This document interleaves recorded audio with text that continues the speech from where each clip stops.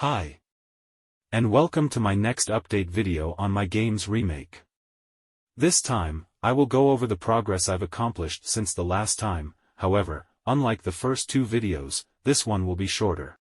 As you can see, I made significant progress in the UI department. While is not finished yet visuals-wise, it now gives all the needed information about the player status.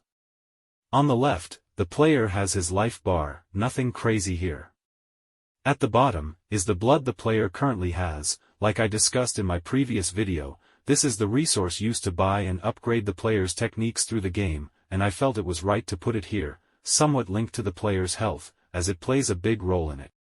Now, you can see there is also a darker section. This will represent the player's currently tainted or corrupted health. This mechanic, as I discussed in my last video, is a part of the risk and reward system which allows the player to cut a portion of the health in order to be granted more power. This is how it will look when I implement it properly. On the bottom right, there is the technique UI. While I'm not fully satisfied with it yet, it serves its purpose as it shows the techniques currently allocated in each of the 5 slots on the player's body. Currently, as I pointed out in my previous video, I'm not planning on adding more yet, until I finish the core mechanics of the game, so I'm using placeholder art. As of today, the player can hover over them and show their basic information.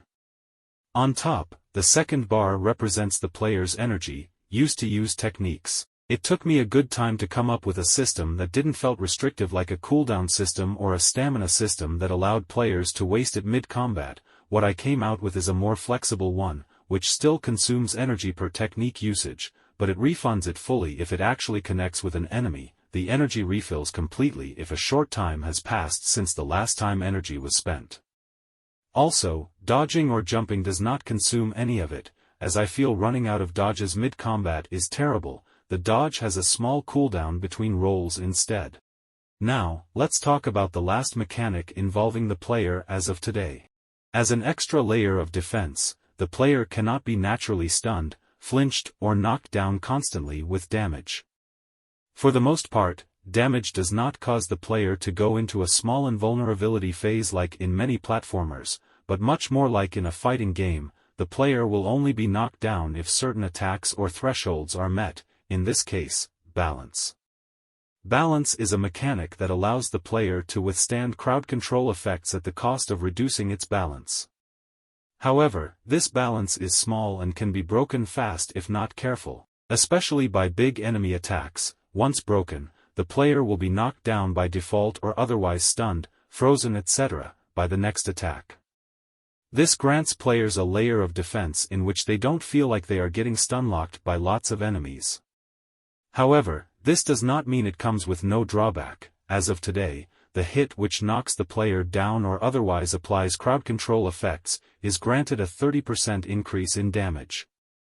This means, getting knocked down by a strong attack from a dangerous enemy is particularly punishing. Balance recovers fully after getting up as well as regenerating naturally when not taking damage, and the player only becomes immune during its knockdown animation.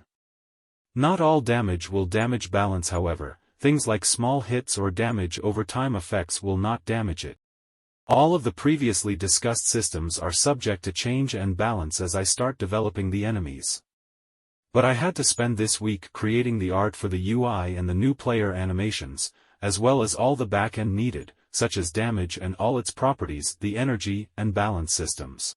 For my next update, I plan on creating the first enemy. This portion will take me longer than previously, as not only do I need to concept the enemy and future enemies with a cohesive appearance, I also need to code their entire animations as state machines with unique attacks and data.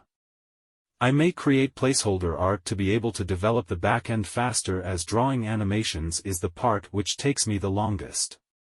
The next update may take longer, but once in place, it should make it easier to keep adding enemies. I think that's all for the update. Thanks for watching and you're welcome to leave constructive feedback. See you in the next update.